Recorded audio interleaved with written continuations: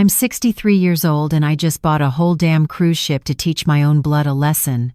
Imagine this, 42 relatives partying on turquoise water, thinking they stole my life savings, until a black grandmother in head-to-toe white grabs the mic on day 2 and says, "Welcome to my boat. Some of y'all about to learn respect the hard way." Phones drop, champagne spills, grown adults cry in 4 kelvins. Who gets forgiven? Who gets flown home on a cargo plane? And who walks away owning the entire ocean? If family ever stabbed you in the back and you wanted karma to hit like a Category 5, stay right here. Hit subscribe real quick. It's free, and you deserve this satisfaction. My name is Evelyn Marie Jackson. 42 years ago, I opened Crown and Glory with 1 chair and a dream. Today, I'm about to close the biggest braid of my life. Let me take you back to where this all started. December 1983. I was 21 years old, working doubles at a diner in Bed-Stuy, saving every quarter I could scrape together for beauty school. My older sister Diane was my whole world. She had this laugh that could fill a room. Loud, unapologetic, pure joy. She and her husband Marcus had 4 babies. Kendra was 6. The twins, Jamal and Jada, were 4. Little Marcus Jr. was barely 2. That Christmas Eve, they were driving home from buying presents. Black ice, head on collision, gone. Both of them, just like that. I remember standing in that hospital hallway, 21 years old, still wearing my waitress apron that smelled like coffee and bacon grease, looking at 4 babies who just became orphans. The social worker started talking about foster care, about splitting them up. I didn't even think. I just said no. Those babies were coming home with me. I dropped out of beauty school, picked up a 3rd job, slept 4 hours a night for years. I braided hair in my kitchen at midnight after the kids went to bed, teaching myself everything I couldn't afford to learn in school. Kendra would sit on the floor, half asleep, handing me bobby pins. She called me Auntie E back then, voice soft as cotton. "Auntie E, when I grow up, I'm gonna buy you a castle." I kissed her forehead and told her, "Baby, you just gotta be good. That's all I need." Fast forward 20 years. I finally opened Crown and Glory in 2003. 1 chair, 1 mirror, 1 dream that refused to die. Those 4 kids were my why. Every early morning. Every late night. Every dollar I didn't spend on myself went into that salon. Into their futures. Into making sure they never felt like orphans. Kendra graduated college. Full ride. I paid for her apartment, her laptop, her textbooks, everything the scholarship didn't cover. Jamal went to trade school. I bought his first set of tools. Jada wanted to be a nurse. I worked overtime for 2 years to help with her loans. Marcus Jr. got into art school. I framed his first painting and hung it in the salon where everyone could see it. I never married, never had my own kids. They were my kids. By 2025, Crown and Glory had 3 locations. I had 12 stylists working for me. My hands were twisted with arthritis, but my heart was full. Then Kendra became an influencer. Suddenly, she was too busy for Sunday dinners, too important for phone calls. She changed her name online to Kendra Lavish. Started posting videos about self-made success, luxury bags, designer trips. Never once mentioned the woman who raised her. I didn't care about credit. I cared that I was losing her. 3 months ago, Jamal called me. "Auntie E, we're planning something special. A family reunion. Everyone's gonna be there." I didn't care about credit. I cared that I was losing her. "When, baby?" "We'll let you know. It's gonna be big." I started planning immediately, closed the salon for a week, bought new outfits, got my hair done by my best stylist, Tasha, who's been with me since day 1. 2 weeks passed, then 4, then 6. Nobody called. I finally texted Kendra directly. "Baby, when's this reunion? I need to book my time off." 3 days later, she replied, "Oh, Auntie, We decided to keep it small this year, just the young crowd. You know, high energy. You'd probably be tired anyway. I read that text 15 times. You'd probably be tired anyway. I'm 63, not 93. I raised you when I was exhausted. When I was broken. When I had nothing. Something told me to dig deeper. I called Jamal. Voicemail. I called Jada. Straight to voicemail. I called Marcus Jr. Same thing. Then I did what any woman with sense would do. I called my accountant. We set up a family fund years ago. Money for emergencies, for down payments, for futures. I put in a little every month for decades. I called my accountant. Last week, it had $12.37. My vision went white. I called the bank. Demanded records. My vision went white. It had $68,000 in it. I called the bank. Demanded records. The memo said, luxury family reunion cruise. Everyone except me. Not rage. Not yet. The memo said, luxury family reunion cruise. I called the bank. Demanded records. I picked up my phone, started making calls. Because here's what Kendra didn't know, what none of them knew. For the last 15 years, I'd been quietly investing. Every extra dollar, every bonus, every tax return. I didn't buy luxury bags. I bought stocks, real estate, small businesses. And 3 years ago, I bought 30% ownership in a struggling cruise line called Sapphire Seas. Last month, the original owner wanted out. I bought the rest. I now own the entire company, including the exact ship Kendra chartered for $7,200, the ship she stole my money to rent, the ship she's sailing on in 72 hours. I looked at myself in the mirror, 63 years old, arthritis in my hands, gray in my hair. Too old, huh? I smiled. I didn't buy luxury bags. I bought stocks, real estate, small businesses. Draw up the paperwork. I'm boarding that ship. I didn't buy luxury bags. I bought stocks, real estate, small businesses. Cancel everything. I need you to make me look like I own the world. Miss Evelyn, what are you planning? I didn't buy luxury bags. I bought stocks, real estate, small businesses. Cancel everything. I need you to make me look like I own the world. 72 hours before that ship sailed, I sat in my office staring at my phone screen until the numbers started to blur. $187,000. Gone. 42 years of saving. Every dollar I matched from tips, funerals, and 3 a.m. finishes. Every penny I scraped together while raising 4 kids who weren't even mine. Drained by the same little girl who used to fall asleep in my lap, handing me bobby pins at midnight. I should have cried, should have screamed, should have called the police right then and there. Instead, I laughed, not a small laugh. A deep, shoulder-shaking laugh that made my assistant Tasha knock on my door. Miss Evelyn, you okay in there? I wiped my eyes, smiled at her through the glass. Baby, I'm better than okay. Cancel my appointments for the next 2 weeks. She looked confused, concerned. All of them? Even Mrs. Patterson? She's been coming here for 20 years. All of them. Tell everyone Evelyn's taking a vacation. The word tasted strange in my mouth. I hadn't taken a vacation in 15 years. But this wasn't a vacation. This was war. The kind you fight in heels and a power suit. I spent the first 24 hours doing research. Called my lawyer, David Chen.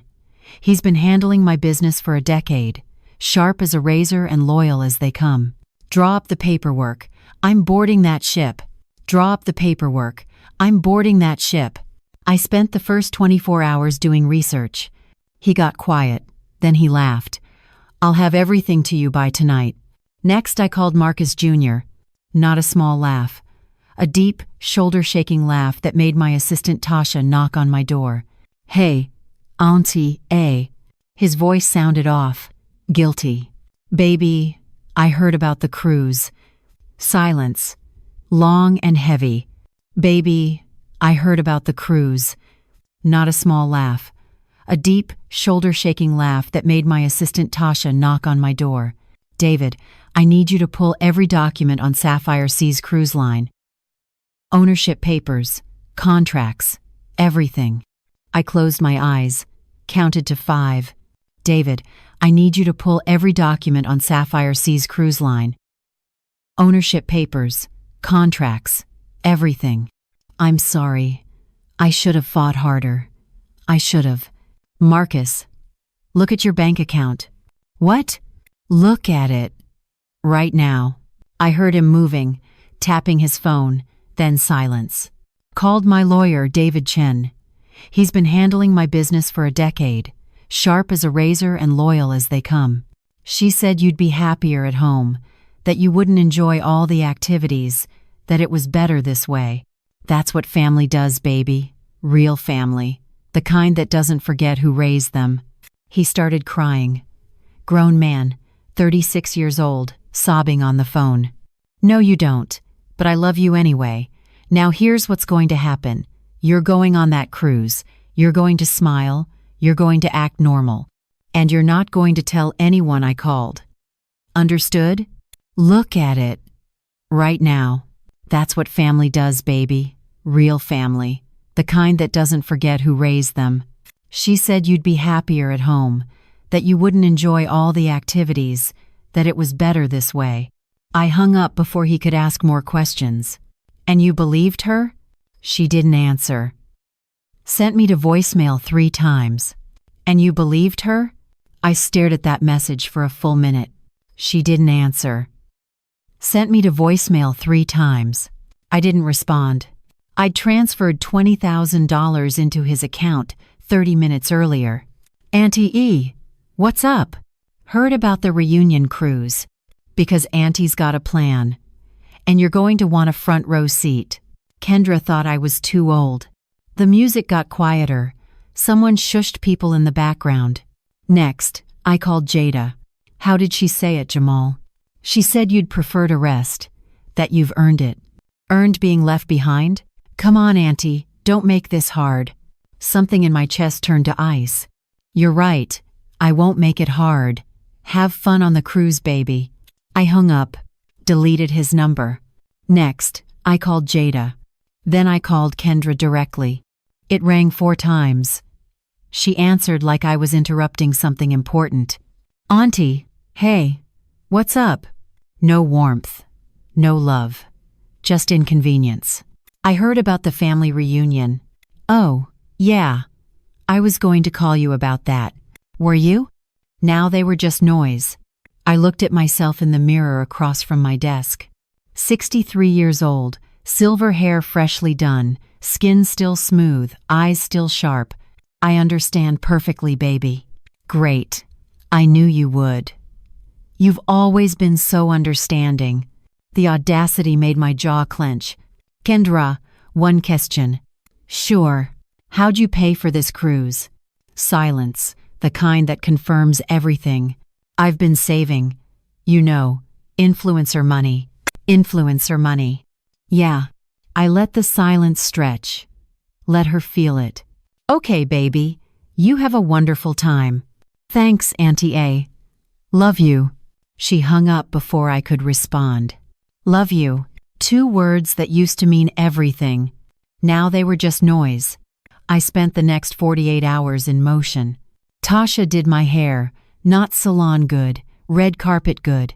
She wove in extensions that made my silver hair look like liquid mercury, styled it in a high bun that said power without saying a word. My friend Patricia took me shopping, not at the spots I usually went.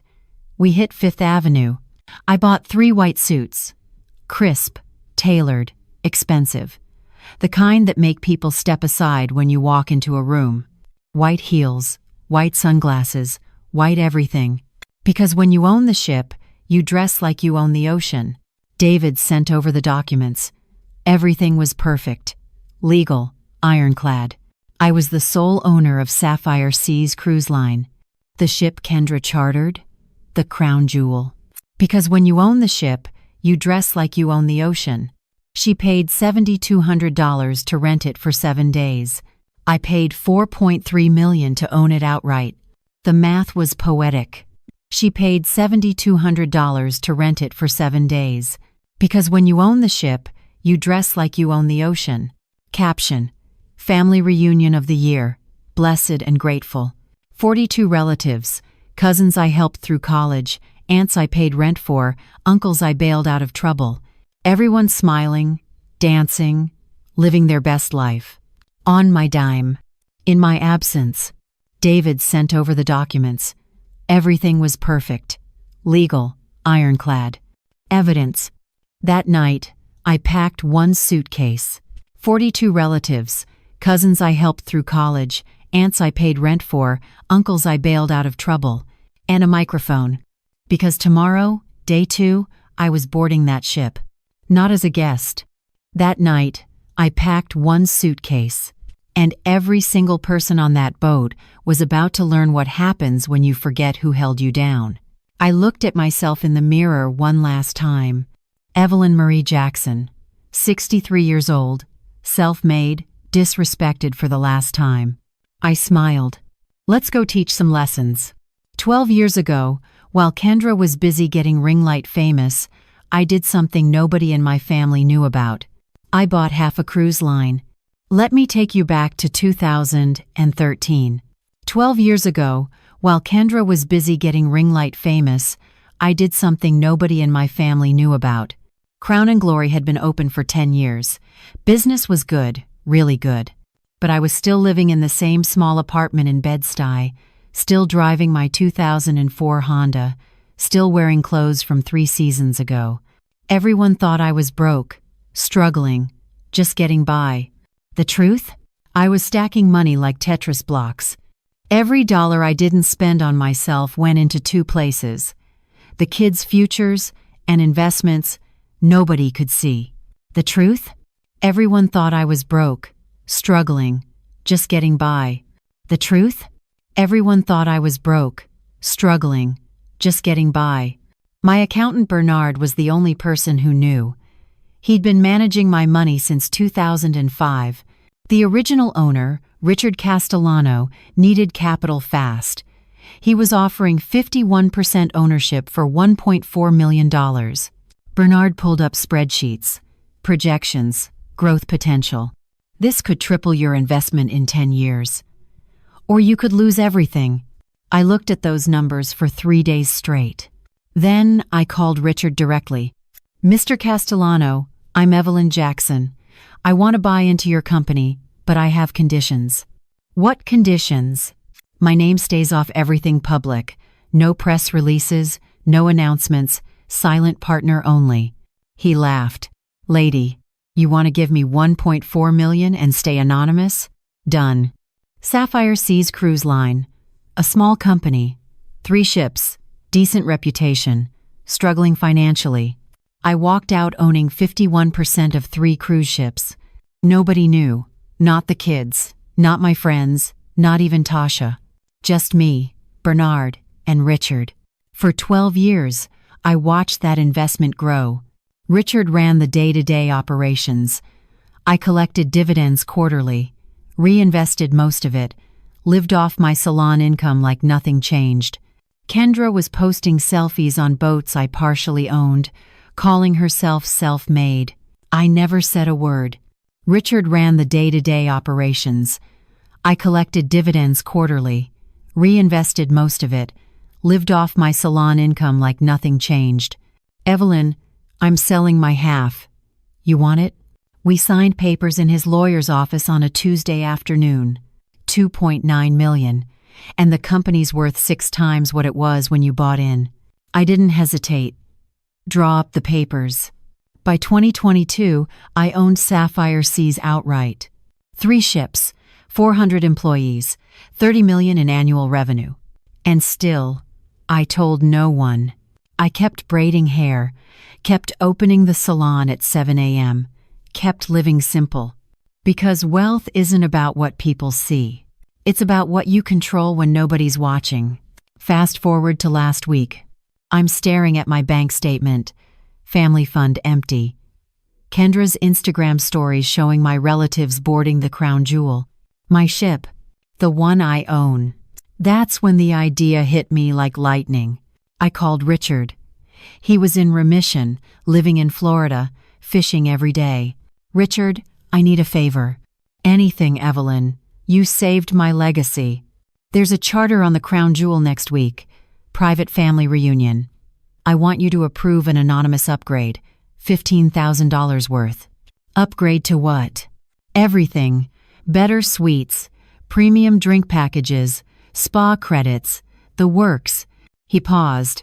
Evelyn, that's your money. Why would you upgrade people who stole from you? I smiled into the phone. Because I want them comfortable when I walk in. I want them fully enjoying themselves. I want them drunk on champagne and confidence. So, the fall hits harder. Exactly, he laughed. The kind of laugh that understands revenge. Consider it done. The upgrade went through anonymously that afternoon. I watched Kendra's story that night. She posted a video of their new suites. Oh my God, you guys, we got randomly upgraded. The universe is aligning. This is what happens when you live in gratitude. The comments poured in. Hundreds of people congratulating her manifestation skills. I screenshotted it, saved it. Evidence. That night, I barely slept. Not from anger, from anticipation. I kept replaying how it would go. Day 1, let them party. Let them think they got away with it. Let Kendra post her perfectly filtered photos. Let Jamal drink expensive whiskey. Let Jada dance under string lights. Let them feel invincible. Then day 2. I'd board at noon, not through the regular passenger entrance, through the crew access, the one reserved for owners and executives. Then day 2. My lawyer David had flown down early, already on board, documents in hand. Everything was ready. The white suit Tasha helped me pick, tailored so sharp it could cut glass. The white heels, 6 inches. I practiced walking in them for 3 days. And the microphone. The comments poured in. Hundreds of people congratulating her manifestation skills. The white suit Tasha helped me pick, tailored so sharp it could cut glass. Because when you own the ship, you control the sound system. I packed my suitcase the night before boarding. And the microphone.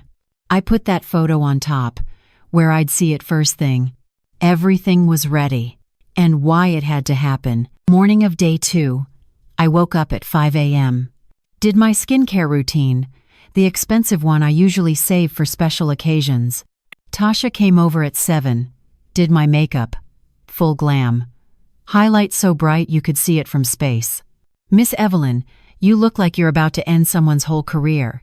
I smiled at my reflection. Just 4 someones, maybe 42. We'll see who's really family by sunset. Patricia drove me to the port, handed me a mimosa for the road. You nervous? Just 4 someones, maybe 42. We'll see who's really family by sunset. Patricia drove me to the port, handed me a mimosa for the road. The crown jewel towered above us, white and gold. 12 stories, beautiful. Mine. He saluted when he saw me. The crown jewel towered above us, white and gold. 12 stories, beautiful. Patricia drove me to the port, handed me a mimosa for the road. The microphone? He saluted when he saw me. But they didn't know that yet. Set up in the main atrium, connected to every speaker on the ship. Owner's deck, top floor. Your luggage is already inside.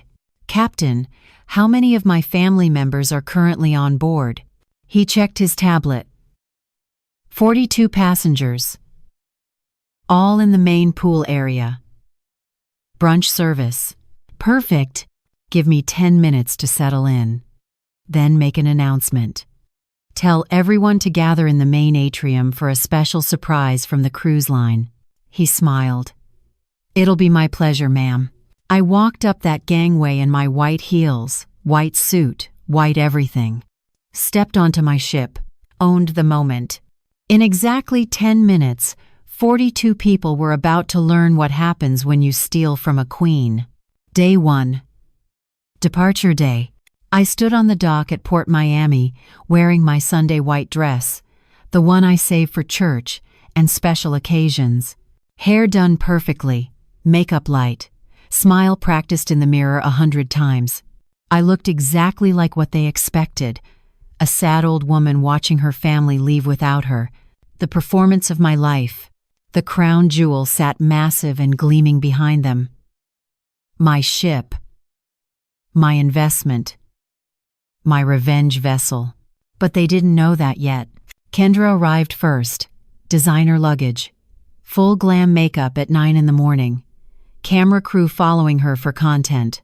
She was doing a live stream, talking to her followers like I wasn't standing 15 feet away. The crown jewel sat massive and gleaming behind them. My ship. My investment. My revenge vessel. The universe. Not the $187,000 she stole from me. Kendra arrived first. Designer luggage. Full glam makeup at 9 in the morning. Camera crew following her for content. Kendra, baby. She turned, looked surprised to see me, like she forgot I existed. Oh, Auntie E. Hey, what are you doing here? Kendra, baby. She turned, looked surprised to see me, like she forgot I existed. And she's asking what I'm doing here. She hugged me. Quick, barely touching, like I might mess up her outfit. She turned, looked surprised to see me, like she forgot I existed. Oh, Auntie E. Hey, what are you doing here? That's so sweet. But you really didn't have to. I wanted to. She pulled back, checked her phone. Distracted already. Well, we're boarding soon. I've got to get content. You understand? Of course, baby. You do what you need to do. That's when she leaned in close, lowered her voice, like she was doing me a favor. This trip is really for the young folks, Auntie. You know, high energy, late nights. You'd be exhausted. I looked into her eyes, the same eyes that used to look up at me with pure love when she was 6 years old. Now they were looking through me. I understand completely. She smiled, relieved. I knew you would. You've always been so understanding. Then she kissed my cheek. Perfume expensive, lips barely touching skin. I whispered in her ear. Soft, sweet, deadly. Enjoy the next 48 hours, baby. They're on me. She pulled back, confused. What? Nothing, sweetheart. Have a beautiful time. Then she kissed my cheek. Perfume expensive, lips barely touching skin. She smiled, relieved. I knew you would. You've always been so understanding. She shrugged, walked away. Back to her camera, back to her followers. He at least looked a little guilty. Next came Jamal. Tank top, gold chains, sunglasses covering hungover eyes. Wouldn't miss it for the world. He shifted his weight. Uncomfortable. Listen. About not inviting you. It's fine, baby. Y'all have fun. You sure? Positive. He hugged me, harder than Kendra did. Held on a second longer. Love you, Auntie. The words felt real, but not real enough to make him fight for me. I patted his back. Love you too. Jada came next. She didn't even make eye contact. Walked right past me, bags rolling, friends laughing, phone recording everything for her stories. I called out to her. Jada, baby. She stopped, turned around. Annoyed. Yeah? Not Auntie E. Not even a greeting. Just yeah. Have a safe trip. Thanks. She walked away before I could say anything else. 42 relatives poured past me over the next hour. Cousins I paid rent for, aunts I bought groceries for, uncles I bailed out of jail. Some hugged me, most didn't. A few asked why I wasn't coming. I gave the same answer every time. Y'all deserve this. Go make memories. They believed me because they wanted to, because it was easier than admitting they were wrong. Marcus Jr. was last, my artist, my gentle one. He walked up slowly, eyes red. He'd been crying. "Auntie." "Hey, baby." He dropped his bags, hugged me hard, shaking. "This isn't right. You should be on this boat." "It's okay." "It's not." I told Kendra. I told all of them. They wouldn't listen. I pulled back, held his face in my hands. "Marcus, listen to me. Some lessons can't be taught with words. They have to be lived. You understand?" He looked confused. "What do you mean?" "You'll see. Just promise me you'll pay attention the next 2 days. Really pay attention." "To what?" I smiled, kissed his forehead. "To who shows up when they're not expected." He searched my face for answers. I gave him none. Just handed him an envelope. "Don't open this until tomorrow at noon. Promise me." "What is it?" "A gift. Now go. Don't miss boarding." He took the envelope, hugged me one more time, walked away looking back 3 times. That envelope contained a handwritten note. "Marcus, when the truth comes out today, remember this. I love you. I forgive you. And there's always room on this ship for those who choose love over loyalty to the wrong people. Auntie E." The ship's horn blew. Final boarding call. I stood on that dock watching them all disappear onto my boat. 42 people. Laughing. Dancing. Celebrating their betrayal with my money on my property. A port worker walked past, saw me standing alone, tears on my face. Real tears this time. "You okay, ma'am?" I wiped my eyes, smiled. "I'm perfect, just watching my family sail away." He looked sympathetic. "They leave you behind?" I thought about that question. Then I laughed, full and genuine. "No, baby, they just don't know I'm driving the boat yet." He looked confused. I walked away, headed to my hotel, the Ritz-Carlton, presidential suite, paid for with dividends from the cruise line they were currently boarding. He ordered room service, champagne, steak, dessert. Turned on my laptop, watched the ship's security cameras. I had access to everything. Saw them exploring their upgraded suites, screaming with joy, posting videos. Kendra did another live stream from her balcony. "You guys, I'm literally living proof that good things come to good people. We got upgraded to suites, free spa treatments. This is what manifestation looks like." I raised my champagne glass to the screen. "Manifest this, baby. Tomorrow at noon, Auntie's coming aboard. And we're going to have a family meeting you'll never forget." "No, baby, they just don't know I'm driving the boat yet." I raised my champagne glass to the screen, picked out my outfit, all white, head to toe, like an angel. I spent that night planning every detail. Reviewed the legal documents, confirmed the microphone setup, rehearsed my speech. Because I knew something they didn't. The Queen wasn't absent, or a ghost coming back to haunt the guilty. And tomorrow, day 2, at exactly noon, I was going to remind 42 people who built the crown they were wearing. Then I was going to take it back. She was just waiting for the perfect entrance. I stood in the owner's suite adjusting my white captain's blazer in the mirror. Custom tailored, gold buttons down the front, epaulettes on the shoulders, white pants pressed sharp enough to cut. I looked like power. Felt like justice. Day 2, 11:45 a.m. She stepped back, looked at me, started crying.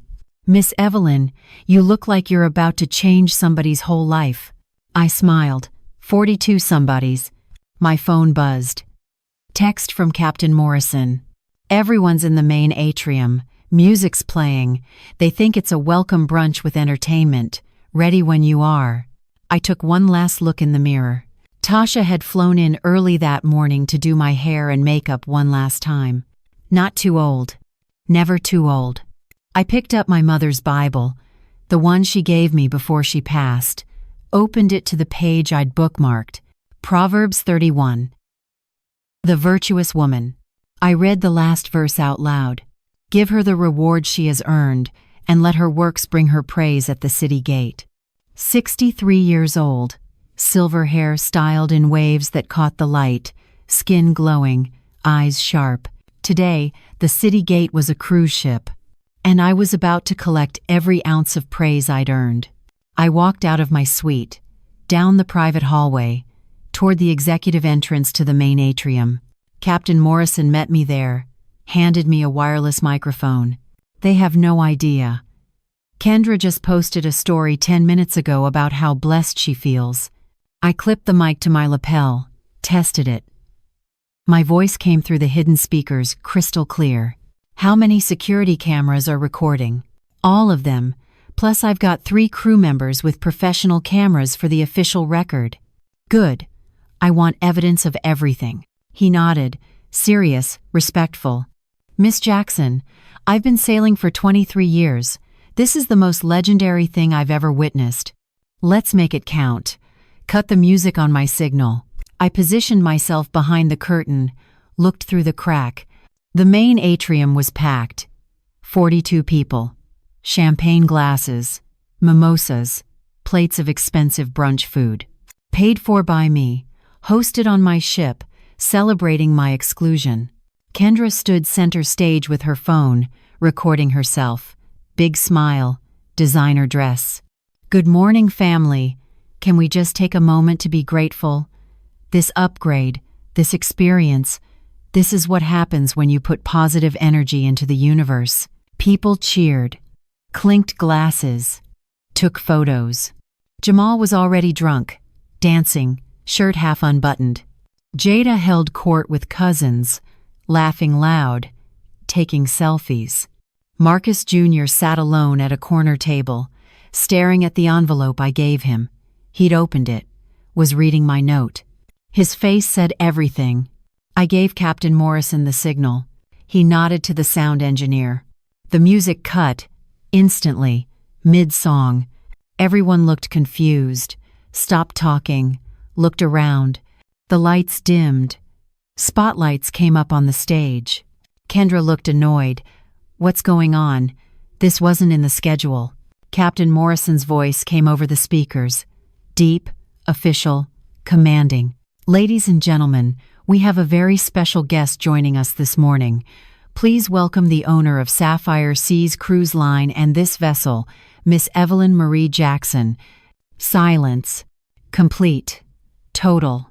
Silence. Then I walked out.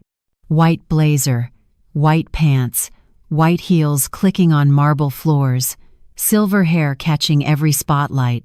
I walked slowly, deliberately, letting them see me, letting it sink in. Kendra's face went pale, mouth open, phone still recording.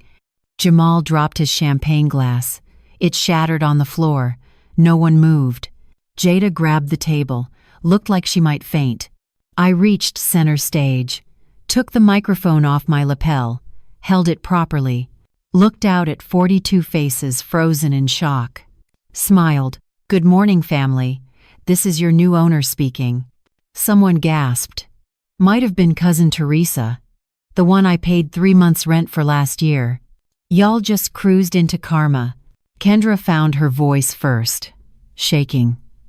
Auntie, what is this? I turned to her slowly, made eye contact.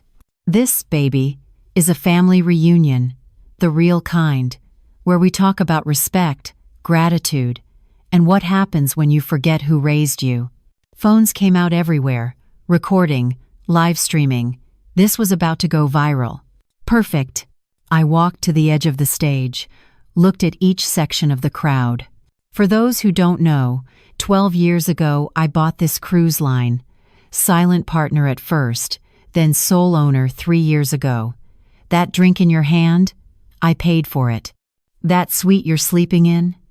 I own it. This entire ship? Mine. Uncle Raymond, who I bailed out of jail twice, stood up. Evelyn, we didn't know. Sit down, Raymond. Saturday. The family fund y'all drained had $187,000 in it. Every penny earned from tips, late nights, and sacrifices none of you saw. Kendra used it to charter this ship for $7,200. I let that number hang in the air. $7,200. To rent what I already owned for $4.3 million. Jada started crying. Loud, ugly crying. The universe is funny like that. Isn't it, Kendra? The way it rewards positive energy? Kendra's hand shook. Her phone was still recording, still live streaming. Thousands of people watching this in real time. Here's what's going to happen.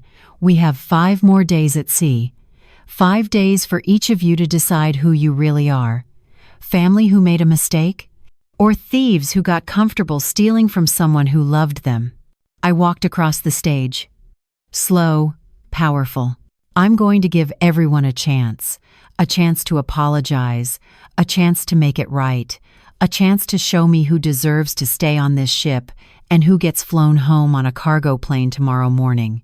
Cousin Marcus, the one I put through Morehouse, stood up shaking. Miss Evelyn, I'm sorry. I'm so sorry. I should have. You'll get your turn, Marcus. Everyone will. But first, I looked directly at Kendra, my niece, the one I raised from 6 years old, the one who called me too old, the one who whispered this trip was for young folks. Stand up. She stood, trembling, mascara running, phone still in her hand, still recording her own destruction. You've got 2 choices, baby. Apologize right now, publicly, genuinely, in front of everyone and the whole internet. Or pack your designer bags and get on the helicopter that's landing in 20 minutes. The crowd gasped. Kendra looked at me, at her phone, at the family, at the cameras, her brand, her followers, her image, all crumbling in real time. She opened her mouth, and I waited, because this was just the beginning. The ship's grand theater became my courtroom. I had the crew set it up overnight. Stage lit, microphone stand center, cameras positioned at every angle, 42 chairs arranged in rows facing the stage, like church pews, like Judgment Day, which is exactly what this was. I stood backstage at 2 p.m., watching them file in through the monitor. Some came in crying already, some defiant, some couldn't make eye contact with each other. Captain Morrison stood beside me. Security is positioned at every exit. No one leaves until you say so. Good. How many tried to book flights off this ship last night? 17. I blocked every single request. I smiled. Perfect. I walked out onto that stage in a different white suit, simpler, more serious. This wasn't about flash anymore. This was about truth. The room went silent when they saw me.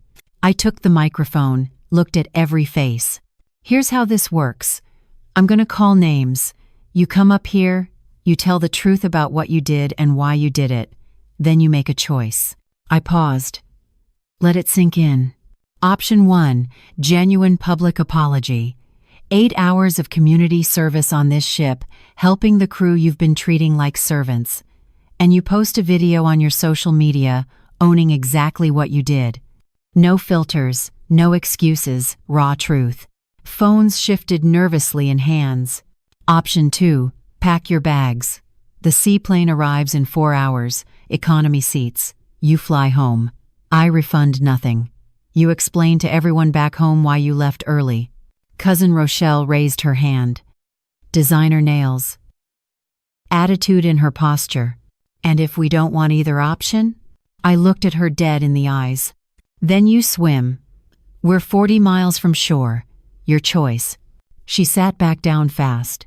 First up, Kendra Lavish, or should I say Kendra Marie Thompson, the name I put on all your school enrollment forms. Kendra stood up slowly. She'd changed clothes 3 times since this morning, currently wearing all black, like a funeral. Appropriate. She walked to the stage, wouldn't look at me, took the microphone with shaking hands. I'm sorry. I waited. Said nothing. I'm sorry, Auntie. Still nothing from me. She broke. full tears. The ugly kind that ruin makeup. I'm sorry I stole from you. I'm sorry I excluded you. I'm sorry I called you too old. I'm sorry I forgot everything you did for me. Her voice cracked on every word. Still nothing from me. She broke. Full tears. The ugly kind that ruin makeup. You raised me when my parents died. You worked 3 jobs so I could go to college. You believed in me when no one else did, and I repaid you by stealing your money and leaving you behind. She looked at me finally. Mascara destroyed, pride shattered. I don't deserve your forgiveness, but I'm begging for it anyway. I studied her face, searching for real remorse versus performance. Saw both. She was sorry. But she was also thinking about her followers watching this. 8 hours of community service, cleaning crew cabins, scrubbing toilets, no phone, no breaks, and you post the full apology video tonight, unedited. She nodded. Yes, ma'am. Side down. She practically ran back to her seat. Next, Raymond Jackson. Uncle Raymond, the one I bailed out of jail twice, once for DUI, once for bad checks. He walked up confident. Too confident. Evelyn, baby, I think you're being a little dramatic. We're family. Family forgives. Family doesn't steal, Raymond. We didn't steal. Kendra said the fund was for family events. We thought. You thought wrong. Did you ask me? Did you call and say Raymond needs permission to use Evelyn's money? He shifted weight. Well, no, but... No buts. Apology or seaplane? I'm not apologizing for a misunderstanding. I nodded to security. Pack his bags. He's on the 4 p.m. flight. What? Evelyn, come on. You had your chance. Next. Security escorted him out. He was cussing, yelling, making threats. I nodded to security. Pack his bags. He's on the 4 p.m. flight. Just called the next name. Rochelle Martin. Cousin Rochelle. The one who told Kendra I was too country for the aesthetic of her influencer brand. She walked up slowly, calculating. I could see her brain working. Hi, Auntie E. Don't Auntie E me. You told Kendra I was too country, too ghetto, too embarrassing for her image. Her face flushed. I was joking. Jokes are funny. That was cruel. I didn't mean it like that. How did you mean it? She couldn't answer. Let me tell you something, Rochelle. I am country. I am from the hood. I say ain't and don't apologize. I wear my church crown and my gold tooth with pride. And none of that stopped me from building an empire while you were busy judging me. The room erupted in snaps and mims. So here's your choice. Apologize for being a shallow, classist, self-hating embarrassment, or get off my boat. She stood there, pride fighting shame. Finally, I'm sorry. I was wrong. You're not an embarrassment. I am. Community service, 8 hours, laundry room. And you're posting a video about colorism and classism in black families. Due tonight. She nodded, walked away. Next up, Deshaun, my nephew, the one I bailed out twice, put through rehab once. He was already crying before he reached the stage. Auntie Evelyn, I don't even know what to say. Start with the truth. I knew it was wrong. I knew you should have been invited. I said something to Kendra, and she shut me down. Said you'd be fine, that you'd understand. And I let her convince me, because it was easier than fighting. He dropped to his knees on that stage. Grown man. 38 years old. You saved my life. Multiple times. And I didn't save your seat at the table. I'm sorry. I'm so sorry. Real tears, real remorse. No performance. I walked over to him, pulled him up. 8 hours. But you're working with me, helping me inventory supplies. We're going to talk, really talk. He hugged me, held on tight. I love you, Auntie. I love you too, baby. Even when you disappoint me. One by one they came. Some apologized, some didn't. By 6 p.m., 12 people were packing for the seaplane. 30 people remained, humbled, assigned to service, required to post truth. I stood on that stage watching them file out to their tasks. Captain Morrison approached. 12 people gone. That leaves 30 plus you. Still feels like a lot. I smiled. Give it 2 more days. Some of these apologies weren't real. They're just scared. The truly repentant will show themselves through action. And the others? There's always another seaplane. Day 3. Morning. And the others? I sat on the owner's deck with my coffee, watched the waves, felt something I hadn't felt in weeks. Peace.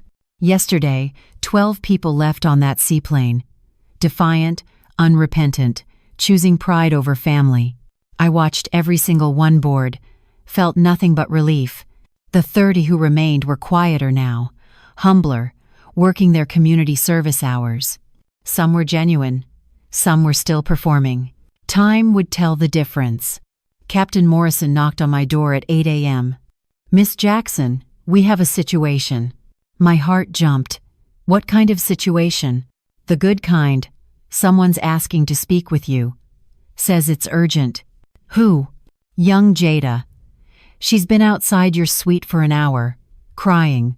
Won't leave until you see her.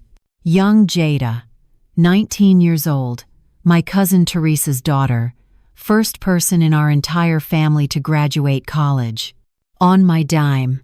I paid her tuition, her books, her housing, everything. She was supposed to start grad school in the fall, psychology degree, going to be a therapist. I stood up, smoothed my white linen dress, sent her in. The door opened. This child walked in looking destroyed, eyes swollen, no makeup, hair in a simple ponytail. Complete opposite of the glamorous girl who boarded this ship 3 days ago. She saw me and broke. Fell to her knees right there on my floor. Auntie Evelyn, I didn't know. I swear to God I didn't know. I walked over slowly, looked down at her. Didn't know what, baby? That you weren't invited, that Kendra stole from you, that any of this was happening. I thought you chose not to come. I thought you were tired. I thought. She couldn't finish, just sobbed. Stand up, Jada. She stood, shaking, barely holding herself together. Look at me. She did. Brown eyes just like her mother's, honest, clear, terrified. Tell me the truth. Did you know about the money? No, ma'am. Kendra told us it was her influencer money, that she saved up, that this was her gift to the family. I never questioned it. I never thought. Her voice broke again. I should have called you. Should have asked why you weren't coming. Should have fought for you. But I didn't. I just went along. And I'm so ashamed. I studied her face, looking for lies. Found none. What changed? Why are you here now? Because I watched you yesterday. Watched you stand on that stage with so much dignity, so much power. And I realized something. What? Everything I am, everything I'm becoming, started with you. That college degree, your money, my confidence, your words, my dreams, your belief. And I was about to sail away like you didn't matter. Tears poured down her face. I can't live with that. I won't. So, I'm here to do whatever it takes.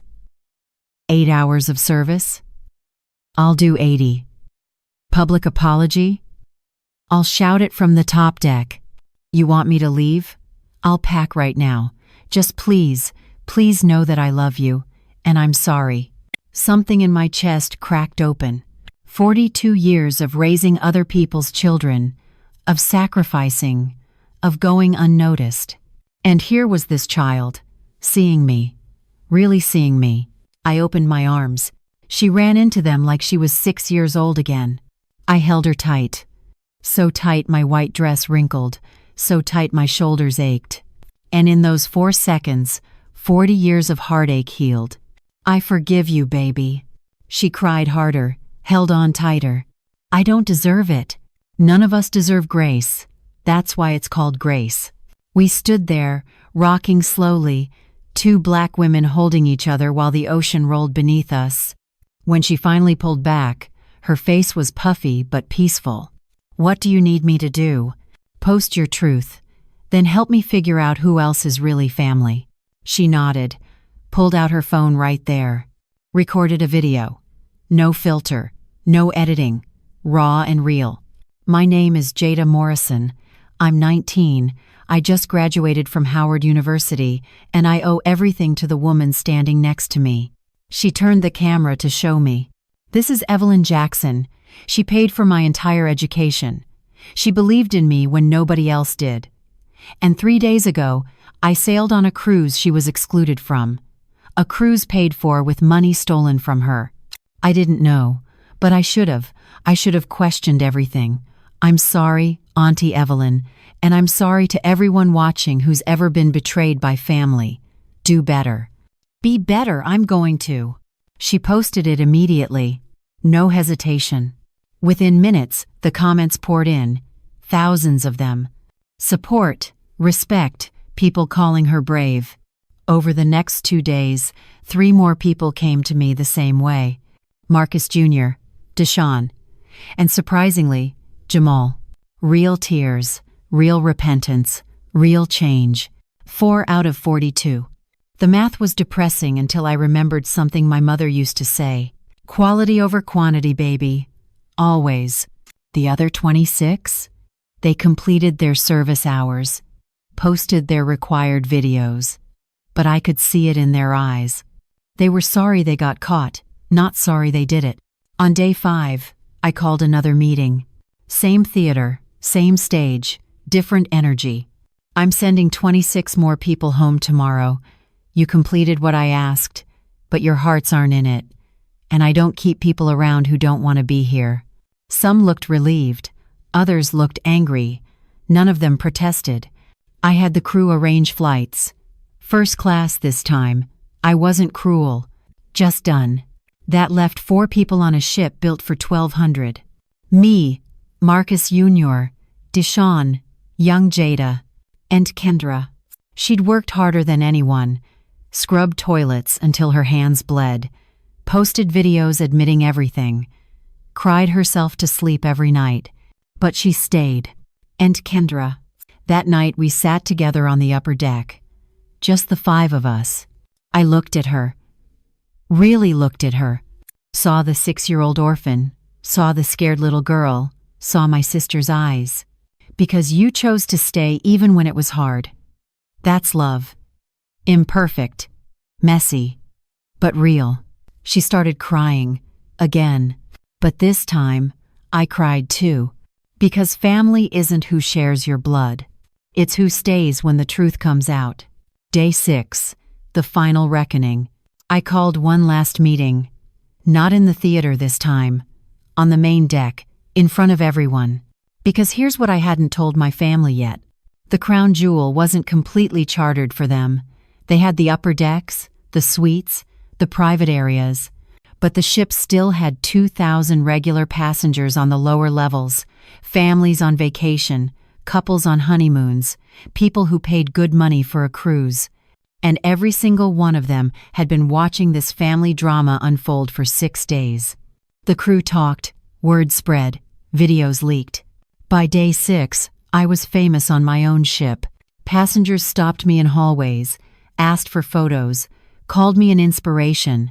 The crew talked, word spread, videos leaked. Captain Morrison set up a stage on the main pool deck. Open air, ocean view, microphone, cameras. All 2,000 passengers gathered. Plus my remaining family members. I stood on that stage in a white pantsuit.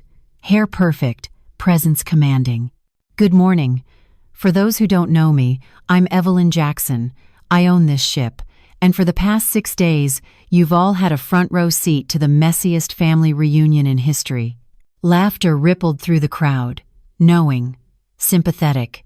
I want to thank you for your patience, for your grace, and for reminding me that sometimes strangers show more respect than blood. Applause. genuine and warm. Today is decision day. I've given my family members multiple chances. Some took them, some didn't. It's time to make the final calls. I gestured to the 4 people standing off to the side: Marcus Jr., Deshawn, young Jada, and Kendra. These 4 stayed, worked, apologized. But apology without change is just manipulation, so I'm going to ask each of them one question, and their answer determines if they sail with me to the end or fly home today. The crowd went silent. You could hear the ocean. Marcus Jr., come here. He walked over, nervous but steady. I'm giving you $50,000 to invest in your art career. What's the first thing you're going to do with it? He didn't hesitate. Call you, ask for advice, make sure I honor where it came from. I smiled. You're staying. The crowd applauded. He hugged me tight. Shava. She stepped forward, young, scared, hopeful. You're starting grad school in 2 months. Who are you going to thank in your acceptance speech? You. By name. By story. By truth. No matter who's watching. You're staying. More applause. She cried happy tears. Deshawn. He walked up, hands shaking. If TMZ offered you $50,000 for an exclusive interview about this week, what would you say? No. Because some things are sacred. Family business stays family business. I nodded. You're staying. Then I turned to Kendra. She stood there in designer clothes she'd bought with stolen money. Hair done, makeup perfect, phone in her hand. Always the phone. Kendra. She walked over slowly. Confident. Too confident. Same question. TMZ offers you $50,000 for an exclusive. Cameras. Prime time. Your face everywhere. What do you say? She opened her mouth, closed it, looked at her phone. I saw the calculation in her eyes. Saw her weighing options. Saw her choosing. I'd have to think about it. The crowd gasped. You'd have to think about it. I mean, $50,000 is a lot of money, and if I frame it right, it could actually help my brand. Show my growth journey. Turn this into a comeback story. There it was. After everything. After the tears. After the apologies. After the toilet scrubbing. She still saw this as content. As a brand opportunity. As a comeback arc. Not as a betrayal she genuinely regretted. I looked at her for a long moment. Saw my sister's face. Saw the little girl I raised. Saw what she'd become. Pack your bags, Kendra. What? Auntie, I was just being honest. I looked at her for a long moment. Saw my sister's face. Saw the little girl I raised. Saw what she'd become. But I apologized. I did the work. You did the performance, not the same thing. I turned to Captain Morrison. Get her a ticket. Next flight out. First class? He asked. I looked at Kendra. At the designer bag. At the phone still recording. Cargo flight. Bottom bunk. No Wi-Fi. The crowd erupted. Cheers. Applause. Whistles. Kendra's face went red. You can't be serious. Dead serious. You wanted to treat me like cargo? Welcome to empathy. She looked around. At the cameras. At the passengers. At her remaining family. No one defended her. Not even Marcus Jr., who'd known her his whole life. This is cruel. No, baby. Cruel is stealing from someone who raised you. This is just fair. Security escorted her off the deck. She was crying, yelling, making threats. I felt nothing but peace. The remaining 26 family members, who'd been waiting for their final judgment, I had the crew process them quickly. Dead serious. You wanted to treat me like cargo? Welcome to empathy. I felt nothing but peace. The remaining 26 family members, who'd been waiting for their final judgment, I had the crew process them quickly. By sunset, the ship was cleared of everyone who didn't belong. The entire pool deck stood up. Some got emotional goodbyes. Some got handshakes. Some got nothing but a ticket home. All standing. All applauding. As the final seaplane lifted off carrying Kendra and the others, something unexpected happened. For me, I stood on that stage. Let the moment wash over me. Let the applause fill 42 years of invisibility. Captain Morrison leaned in, whispered, "Miss Jackson, you just made history." I smiled, wiped a tear. "No, baby. I just made a choice.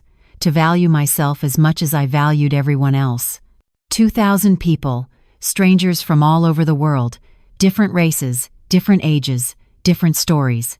And somewhere above us, on a cargo plane with no Wi-Fi, Kendra was learning what it felt like to be forgotten. Poetic justice. The best kind. Sunset on day 7. The final day at sea. The ship's crew had been working since dawn on something I ordered the night before, something secret, something perfect. I stood in my suite getting ready for the last ceremony, not in white this time, in royal purple, my sister Diane's favorite color. The applause continued. Phones recorded. This moment was going viral in real time. Tasha had flown back just for this moment, did my hair in the style Diane used to wear, high and proud. "Miss Evelyn, you ready?" I looked in the mirror, saw myself, saw my sister, saw 42 years of sacrifice about to mean something. "I'm ready." "Miss Evelyn, you ready?" I looked in the mirror, saw myself, saw my sister, saw 42 years of sacrifice about to mean something. The bow of the ship had been transformed. White flowers everywhere, candles in glass holders, a small stage facing the ocean. Marcus Jr., Deshawn, and young Jada waited for me, dressed in white, holding candles, eyes soft with understanding. The math hurt, but the quality healed. Captain Morrison stood beside them. Crew members lined the railings. Regular passengers gathered respectfully at a distance. Everyone knew something sacred was about to happen. I walked to the bow slowly, deliberately. Let the moment breathe. The sun was setting behind us, painting the sky orange and purple and gold, like God himself was decorating for this. I reached the bow, stood before my three. My real family. "Y'all know why we're here?" Marcus Jr. nodded. "To close a chapter. And open a new one," young Jada added. Deshawn just smiled. "To pour out the old and pour in the new." I pulled out a bottle of wine from behind the podium. Expensive, French, the kind I never bought for myself. Until now. This is called a libation ceremony. It's how we honor those who came before, those who sacrificed, those who made us possible. I opened the bottle, poured the first glass. This is for my sister Diane, who gave me 4 babies and a purpose, who taught me that love doesn't end with death. I poured the wine into the ocean, watched it disappear into the waves, poured a second glass. This is for every client who sat in my chair at midnight, who trusted me with their crown, who kept me in business when I had nothing but a dream and tired hands. Poured it out. Let it go. Third glass. This is for every tear I cried alone, every rent check I stressed over, every time I chose their futures over my comfort. Poured it out. Felt it release. Fourth glass.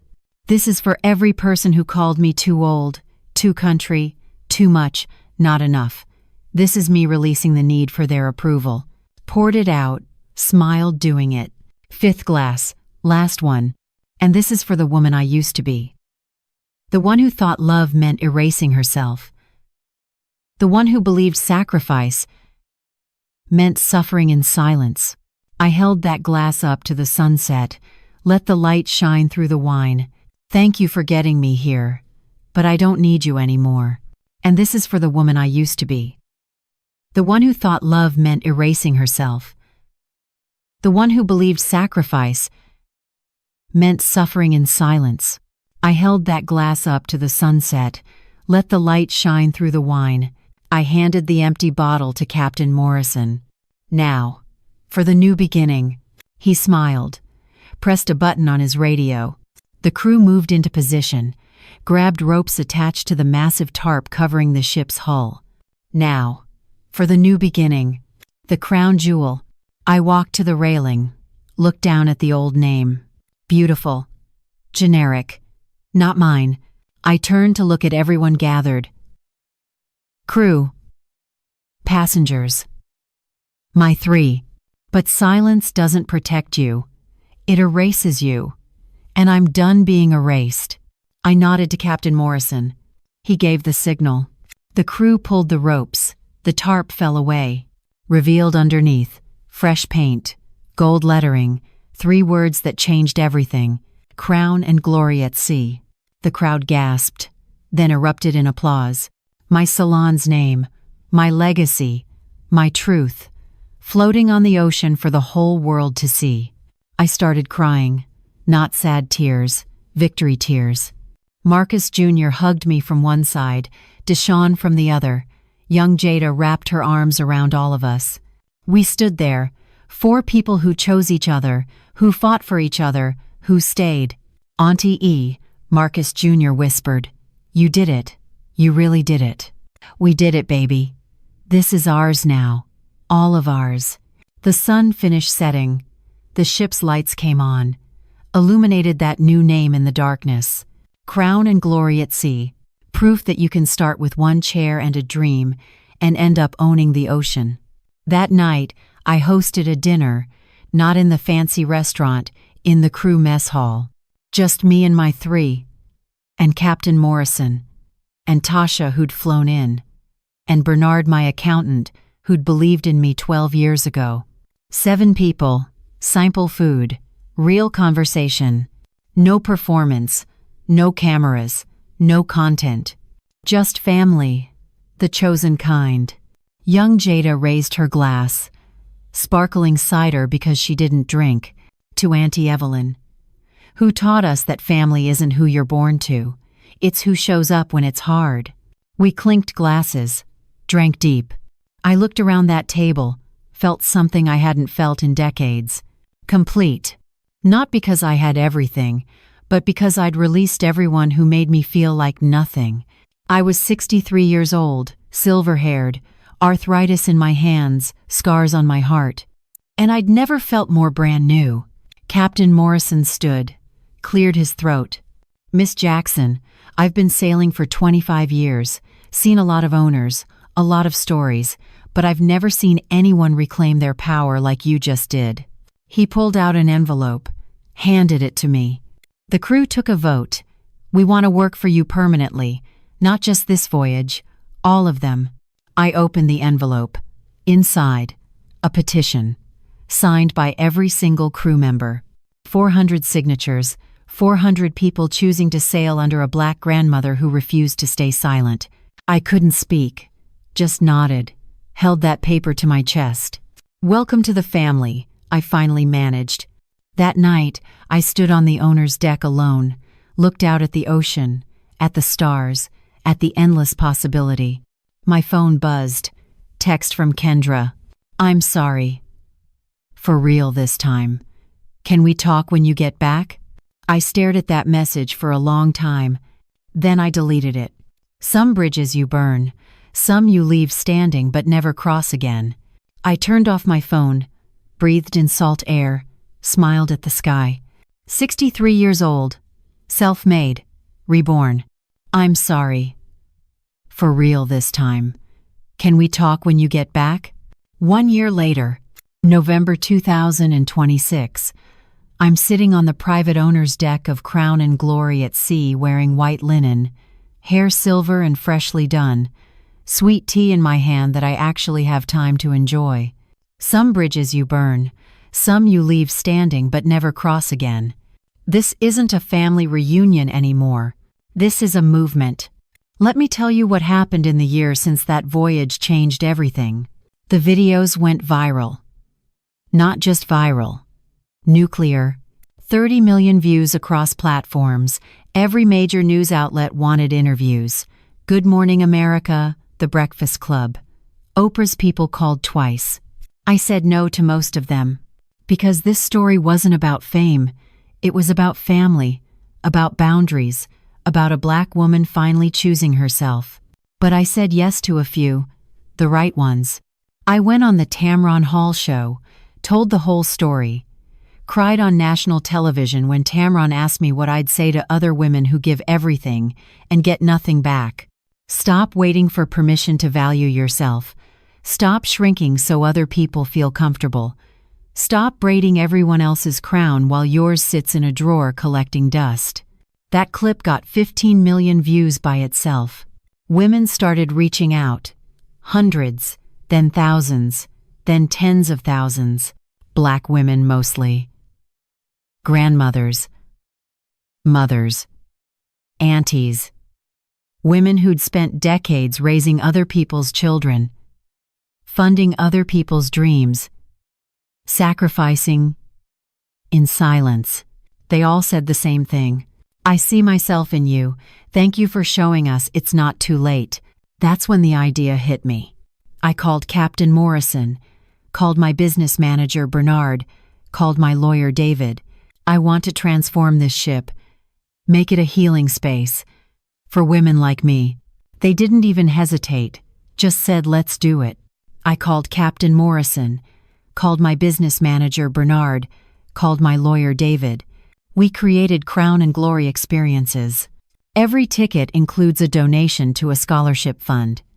For young black women pursuing higher education, the fund is named after my sister Diane.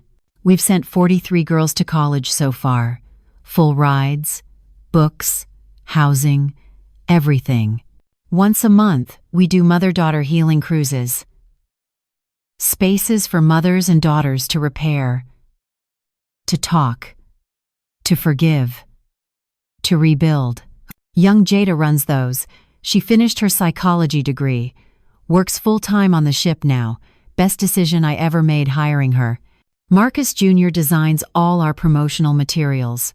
His art is everywhere on this ship, finally getting paid what he's worth.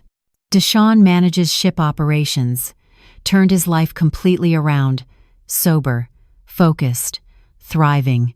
My three, my real family, building this empire with me. The bookings? Sold out. 2 years solid. We have a waiting list 3,000 names long. We had to buy a second ship last month. Named it Crown and Glory 2. I'm negotiating for a third. At 64 years old, I'm expanding faster than I did in my 20s. Because this time I'm not doing it alone. I'm not sacrificing in silence. I'm not shrinking. I'm building with people who see me, who value me, who show up. You want to know what happened to the others? Uncle Raymond tried to sue me, said I humiliated him. Judge threw it out. Told him you can't sue someone for consequences. Cousin Rochelle posted a half apology 6 months later. Too late, I'd already moved on. Jamal reached out twice, wanting money. I blocked his number. Most of the others just disappeared, went back to their lives, probably telling a different version of this story. I don't care anymore. And Kendra. Her Instagram? Deleted. Her brand? Destroyed. Her followers? Gone. Turns out people don't like influencers who steal from their grandmothers. She's working retail now. Regular job, no cameras, no content. I heard through Marcus Jr. that she's in therapy, actually doing the work this time. Good for her. I hope she heals. I really do. But she'll heal over there. Not on my ship, not in my life. Some people deserve second chances. Some people need to learn lessons from a distance. I know the difference now. This morning, I woke up in my owner's suite, made my coffee, did my devotional, read my mother's Bible. Then I walked out onto this deck, watched the sunrise over the Atlantic, felt the wind on my face. And I realized something. For 42 years, I braided other people's crowns, made them beautiful, made them confident, made them feel worthy. And I walked around with my own crown in a drawer, too scared to wear it, too humble to claim it, too tired to even look at it. Not anymore. I'm wearing my crown now, every single day. gold and gleaming and earned through sacrifice and strength. They tried to count me out at 63, called me too old, too tired, too yesterday. I counted myself in. Owner, captain, matriarch, legend. And let me tell you something to everyone watching this. Everyone who's been giving and giving and giving until there's nothing left. Everyone who's been told they're too much or not enough. Everyone who's been making everyone else shine while dimming their own light. Your crown is waiting. It's been waiting. It's your birthright. Put it on. Stop asking permission. Stop waiting for approval. Stop shrinking for people who can't handle your full glory. Wear your crown. Put it on. I sleep good at night. I laugh loud. I take up space. And it all started the moment I decided I mattered as much as everyone I'd been sacrificing for. So here's my final word to you. To everyone who sees themselves in this story, you are not too old. You are not too late. You are not too anything. You are exactly who you need to be to reclaim what's yours. Now go get your crown. I'll be sailing if you need me. Crown and glory at sea, where queens remember who they are. If this story touched you, hit that subscribe button. Share it with a woman who needs to hear it, and leave a comment telling me your crown story. I'll be reading every single one. This is Evelyn Marie Jackson, 64 years young, self-made, unapologetic, signing off from my ocean.